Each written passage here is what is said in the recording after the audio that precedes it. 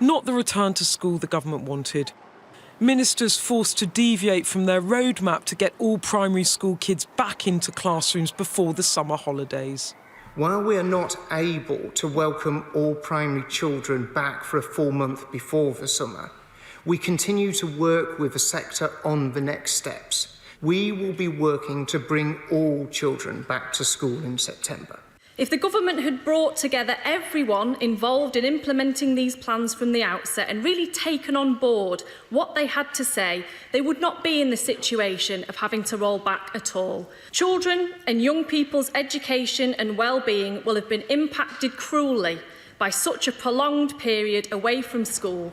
The government's ambition was to get all primary school kids back into school for at least 4 weeks before the summer holidays, but the need to keep class sizes down means schools like this simply don't have the space. Education on a back burner then as the government prioritised a health crisis and now an economic one. But soon they'll be counting the social cost of millions missing out on their education. A fact not lost on this Conservative Select Committee chair. We campaign for pubs and shops and businesses to open and football matches to start, and yet it is so difficult to reopen our schools.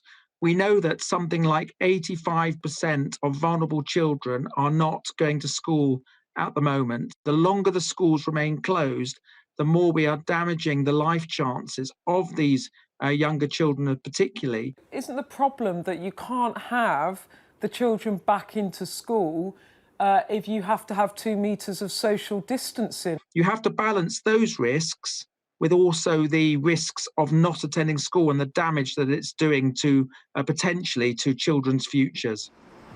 Schools out for summer and a September return still a target, not a guarantee. A country already with big educational divides between the rich and the poor, and a gap set to widen in the absence of any clear government plan. Beth Rigby, Sky News, Westminster.